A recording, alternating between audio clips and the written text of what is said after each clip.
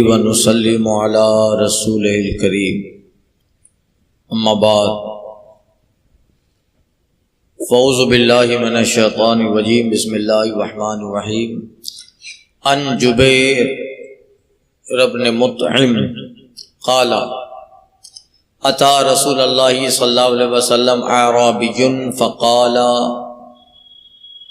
جہدت الانفس وجاع العیال ونهكت الاموال وهلكت الانعام فاستسق الله لنا فإنا نستشفع بك على الله ونستشفع بالله عليك الآخر الحدیث۔ یہ روایت حضرت جبیر بن مطعم رضی اللہ تعالی عنہ سے ہیں۔ حضرت جبیر بن مطعم یہ عبد مناف کی اولاد میں ہے۔ خیبر کے بعد فتح مکہ سے پہلے یہ اسلام لائے۔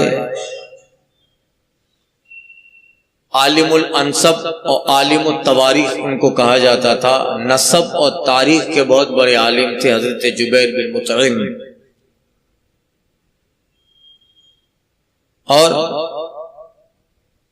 حضرت ابوبکر صدیق رضی اللہ تعالی عنہ کے خاص شاگرد اور ساتھیوں میں ایک ہیں حضرت جبیر بن مطعم۔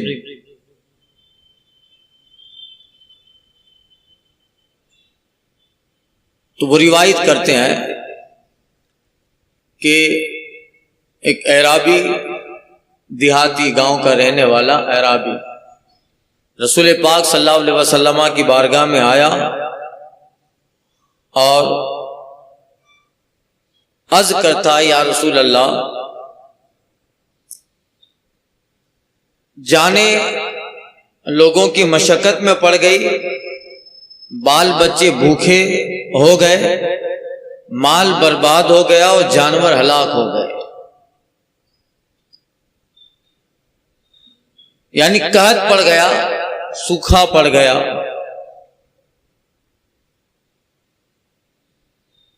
فاستسقِ اللہ لنا، یا رسول اللہ آپ ہمارے لیے اللہ کی بارگاہ میں بارش طلب کریں، بارش مانگیں۔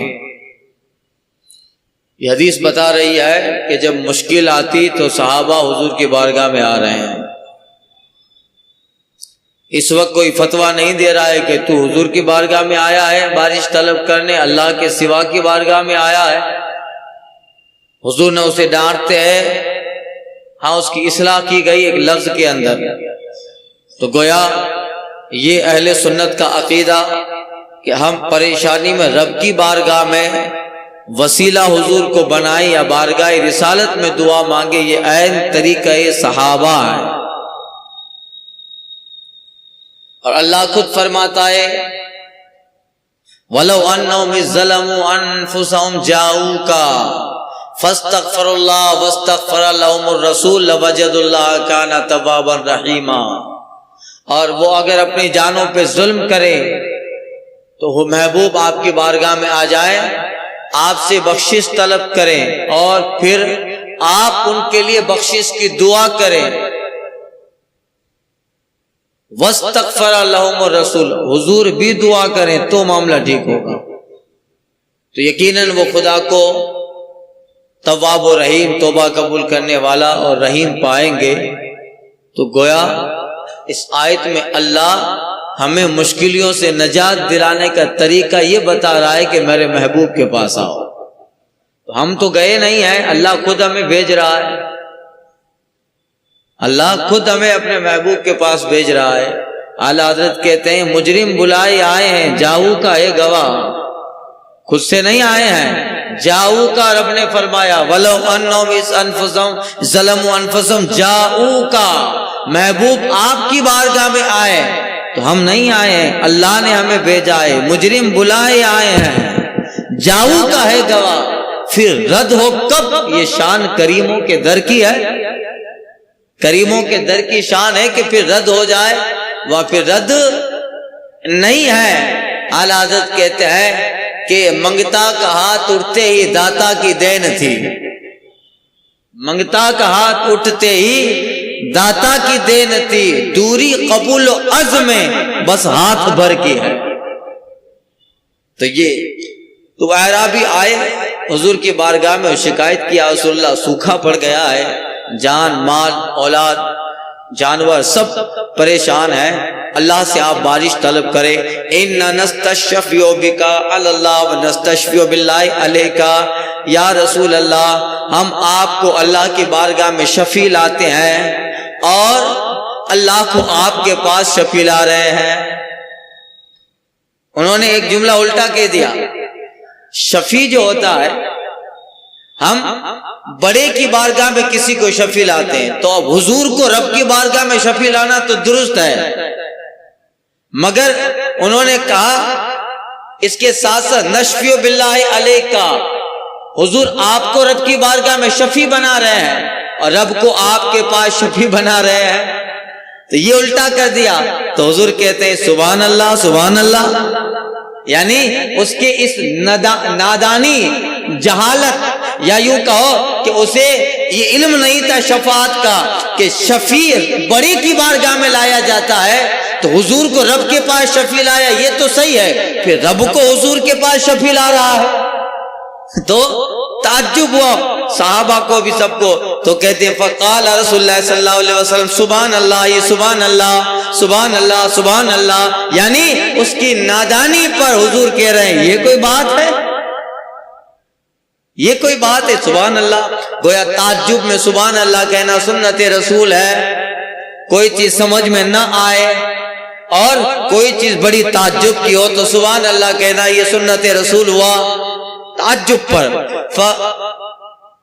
ما زال یسبح حتی عرف ذلک فی وجوہ اصحاب، تو نبی کریم صلی اللہ علیہ وسلم سبحان اللہ کہتے رہے، تسبیح پڑھتے رہے، یہاں تک کہ یہ صحابہ کے چہروں میں پہچانا گیا، یعنی صحابہ نے بھی جان لیا کہ حضور جو تسبیح کہہ رہے ہیں اس اعرابی کے اس غلط جملے پہ کہہ رہے ہیں، تو صحابہ کو بھی پتا، یعنی یہ اتنا عام مسئلہ تھا کہ سب کو پتا تھا، مگر وہ آنے والے دیہات کے تھے انہیں پتا نہیں تھا، وہ آنے والے عربی تھے دیہات کے تھے انہیں پتا نہیں تھا، تو حضور کا سبحان اللہ کہنا پھر صحابہ کی بھی توجہ اس لفظ کی طرف چلے گی، اچھا اس لیے حضور جو ہے بار بار سبحان اللہ کہہ رہے ہیں کہ آنے والا حضور کو بھی رب کی بارگاہ میں شفیع لاتا ہے اور رب کو حضور کی بارگاہ میں شفیع لاتا ہے، تو حضور کے تعجب کرنے پر یہ فلسفہ پھر صحابہ کو بھی سمجھ میں آ گیا۔ اب یہ ہے آقا فرماتے ہیں کہ قال ویحک، رسول پاک صلی اللہ علیہ وسلم نے فرمایا اے اعرابی تجھ پہ افسوس ہے، تو کیا جملہ بول رہا ہے؟ ویحک، افسوس ہے، کیا بول رہا ہے تو کہ اللہ کو میرے پاس شفیع لاتا ہے، یہ صحیح نہیں ہے۔ اتدری، آقا فرماتے انہو لا یستشفع باللہ علی احد، آقا فرماتے ہیں کہ اللہ تعالیٰ کو کسی پہ شفیع بنایا جانا، یہ اللہ کی شان اس سے بہت بڑی ہے، اللہ کی شان اس سے اللہ کو کسی کی بارگاہ میں شفیع کیا بنانا، بلکہ سب کو جو اس لائق ہے اسے رب کی بارگاہ میں شفیع بنانا ہے کہ مولا ان کو لا رہے ہیں، ان کے وسیلے بخش دے، ان کی سفارش قبول کر، ان کی شفاعت سے معاملہ حل فرما۔ تو آقا فرماتے ہیں سبحان اللہ اے اعرابی تجھ پہ افسوس ہے، سن اللہ تعالیٰ کو کسی پہ شفیع بنایا جانا، ارے اللہ تعالیٰ کی ذات تو اس سے بہت بڑی ہے، وہی حق تجھے افسوس ہے تیرے لیے۔ اتدری، تو جانتا ہے کیا کہہ رہا ہے اور رب کی ذات کیا ہے؟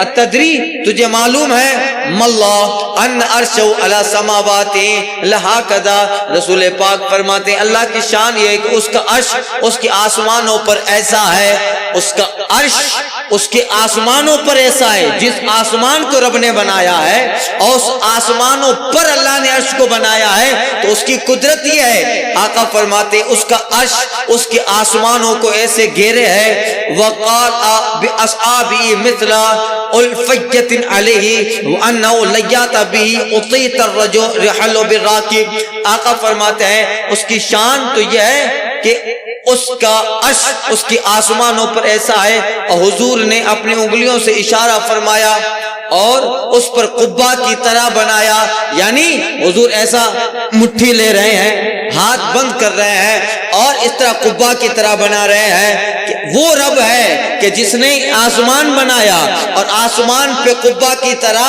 عرش بنایا، جو اتنا بڑا رب ہے پھر اس سے بڑا کون؟ اس سے بڑا یہ رب کی شان ہے۔ ہاتھ لیا، اوپر دوسرا ہاتھ رکھا اور کہا رب کا عرش جو ہے آسمانوں کو ایسے گھیرے ہوئے ہے، جو اتنے عرش کا مالک ہے اس کی شان کیا ہوگی؟ اب کہتے ہیں رسول پاک صلی اللہ علیہ وسلم اور وہ عرش چرچرا رہا ہے جیسے کجاوے چرچرانا سواری کی وجہ سے ہوتا ہے۔ جب سوار سواری پہ چڑھتا ہے، کجاوے پر قدم رکھتا ہے، بیٹھتا ہے تو سواری کا کجاوا چرچراتا ہے۔ کرسی پہ بیٹھو تو تھوڑی چرچراتی ہے نا کرسی، یہی چرچرانا۔ اب اس رب کی شان یہ ہے کہ اس کا ہاتھ، اس کی طاقت تو قدرتی ہے اور اس کا عرش یہ چرچرا رہا ہے، کجاوے چرچرانا سواری کی وجہ سے جیسے ہوتا ہے، یہ اس کی شان ہے۔ اور تو کیا کہہ رہا ہے؟ تو پھر یہ حضور کا جملہ اسے سمجھ آ گئی کہ ہاں میں یہ جملہ غلط بول گیا، یہ رب کی شان ہے۔ ان جابر بن عبداللہ ان رسول اللہ صلی اللہ علیہ وسلم اذن لی ان احدث ان ملک من ملائکۃ اللہ من جملۃ العرش من حملۃ العرش ان ما بین شحمۃ اذنی الی عاتقی مسیرۃ 700 عام۔ اللہ اللہ کہتے ہیں حضرت جابر بن عبداللہ انصاری، حضرت جابر بن عبداللہ انصاری روایت کرتے ہیں، فرماتے ہیں نبی کریم صلی اللہ علیہ وسلم نے فرمایا مجھے اجازت دی گئی ہے کہ تم کو اللہ کے فرشتوں میں سے ایک فرشتے کے متعلق خبر دوں، میں تمہیں ایک خبر دوں، اجازت۔ اب فرشتوں کے تعلق سے تو بہت عجائب بات ہے بھائی، کیسے کیسے رب نے فرشتے بنائے ہیں، اور حضور بہت ساری باتیں جس کو راز میں رکھتے ہیں، پردہ راز صیغہ راز میں ہے، جو بھائی فائدے اور بھلائی کے لیے امت کی بہتری کے لیے تھے، حضور نے بتایا۔ باقی تو اسرار الہی اتنے ہیں حضور کے پاس، مگر یہاں حضور کہتے ہیں مجھے رب نے بتایا کہ میں تم کو اللہ کے فرشتوں میں سے ایک فرشتے کے متعلق خبر دوں جس کی شان یہ ہے، تم اسی سے اندازہ لگا لینا جب یہ ایک ایسا ہے تو دوسرے کیسے ہوں گے، یہ مطلب ہے۔ کہاں یا رسول اللہ؟ پھر اب آقا فرماتے ہیں سنو، عرش اٹھانے والے فرشتوں میں، عرش اٹھانے والے فرشتے جو عرش کو اٹھائے ہیں، عرش اٹھانے والے فرشتوں میں سے میں تمہیں بتاتا ہوں ان کی شان کیا ہے۔ فرمایا انا ما بین شمعۃ اذن الی عاتق مسیرۃ 700 عام، کہ ان فرشتوں میں ایک فرشتے کا حال یہ ہے کہ اس کے کانوں کی گدی سے لے کر اس کے کاندھوں تک کا فاصلہ 700 سال کی مسافت ہے۔ کتنی؟ یہ کان کی گدی یہاں سے لے کر کندھا، ہمارا تو ایک بالشت بھی نہیں ہوتا ہے۔ تو وہ عرش اٹھانے والے فرشتے جن میں سے ایک فرشتے کا حال یہ ہے کہ اس کے کان کی گدی سے لے کر اس کے کاندھے تک کا راستہ 700 سال کا فاصلہ۔ اب اندازہ لگاؤ وہ فرشتہ کیسا ہوگا جس کے کان سے کندھوں تک کا فاصلہ اتنا ہے، اس کا جسم کیسا ہوگا، پھر اندازہ لگاؤ کہ وہ جس کو اٹھائے ہیں وہ عرش کیسا ہوگا، عرش کیسا ہوگا۔ یہ قدرت الہی ہے۔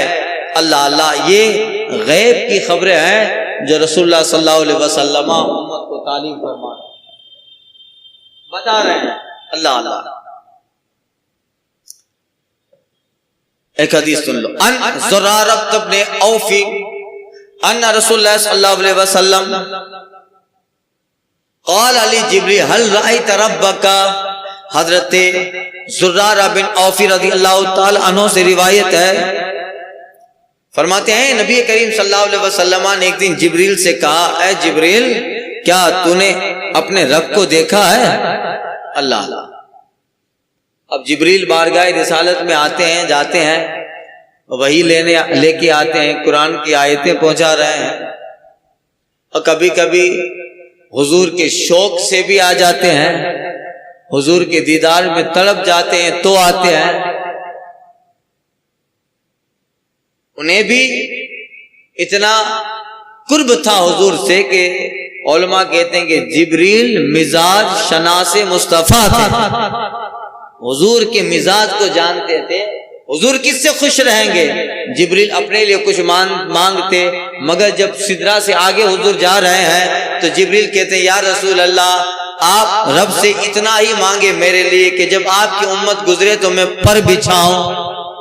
حضور کو خوش کرنا ہے تو جبریل جانتے ہیں حضور کس میں خوش ہوں گے، حضور امت کی خوشی میں خوشی ہوں گے، یہ حضور میں پر بچھا دوں۔ حضرت جبریل حضور کی بارگاہ میں آتے ہیں، آنا جانا رہتا ہے، اللہ اللہ، اور حضور کے ایسے محب ہیں، استاد زمن نے کہا نا بے لکھائے یار ان کو چین آ جاتا اگر، بے لکھائے یار ان کو چین آ جاتا اگر، بار بار آتے نہیں ہوں جبریل سدرہ چھوڑ کر۔ یہ حضور کے وزیروں میں سے ہیں، حضور فرماتے ہیں میرے زمین پہ 2 وزیر ابو بکر عمر ہے، آسمان پہ 2 وزیر جبرائیل و میکائیل ہیں۔ حضور کے خاص وزیروں میں حضرت جبریل علیہ الصلوۃ والتسلیم ہیں، حضور کے خاصم خاص، ہمیشہ حضور کے ساتھ رہنے والے۔ اب حضور کہہ رہے ہیں جبریل کیا تم نے اپنے رب کو دیکھا؟ تو اس سوال سے فن تقضا جبریل، حضرت جبریل کانپ اٹھے، اس سوال سے حضرت جبریل کانپ گئے، اللہ اللہ، یعنی اس تصور سے کانپ اٹھے۔ آپ کا کانپ جانا اس سوال کی ہیبت سے تھا، اس تصور سے تھا جو اس سوال پر بندھا گیا کہ دیدار الہی، آج رب اور میرے درمیان جو پردے آگے آ رہا ہے، میں رب کو دیکھ نہیں سکتا، تو پھر دیدار الہی ہوگا تو بندے کا حال کیا ہوگا؟ تو اس سوال کی ہیبت پر جبریل کانپ گئے کہ یا رسول اللہ، جبریل کہتے ہیں انا بینی و بینہ 70 حجابا من نور، یا رسول اللہ میرے اور رب کے درمیان 70,000 پردے ہیں، من نور، نور کے 70,000 نور کے پردے یا رسول اللہ، لو دنوت من بعدها لاحترقت، یا رسول اللہ اگر میں ایک پردہ بھی پار کرنے کی کوشش کروں تو نور رب سے جل جاؤں۔ یعنی نور 2 طرح کا ہے، ایک وہ ہے جو روشنی دیتا ہے، ٹھنڈک دیتا ہے، ایک نور وہ ہوتا ہے جو گرماہٹ بھی دیتا ہے۔ اب میرے اور رب کے درمیان 70,000 نور کے پردے ہیں، حضور میں اگر ایک پردہ پار کروں تو جل جاؤں، یہ حال ہے، یعنی میں اتنے سارے پردوں کے بعد ہوں۔ اب حضور کا حال کیا ہوگا جنہوں نے بغیر پردے کے رب کو دیکھا؟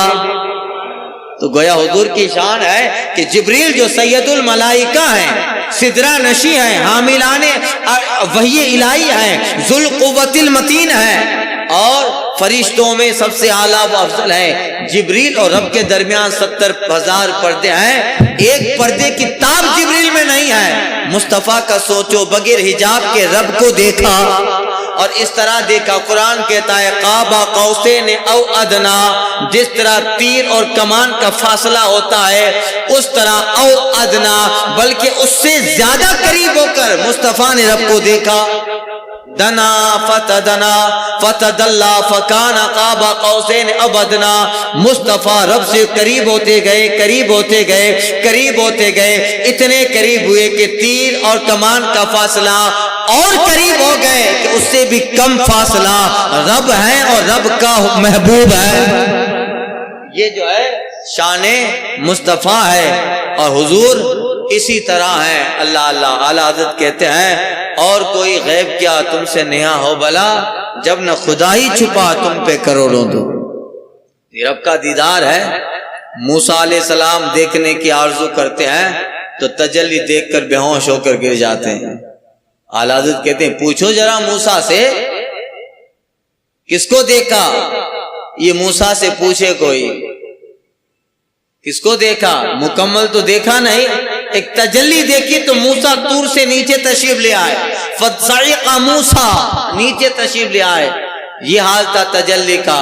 اب جنہوں نے اس طرح دیکھا، قرآن کہتا ہے ٹک ٹکی باندھے دیکھا، پلک جھپکی بھی نہیں، پلک ما زاغ البصر وما طغى، نہ پلک جھپکی نہ حضور بہکے، کوئی ایسا کام ہوا کہ جلال رب کی وجہ سے حضور پیچھے، بلکہ رب نے وہ طاقت دے دی قلب مصطفیٰ میں، نہ پلک جھپکی نہ کچھ ہوا۔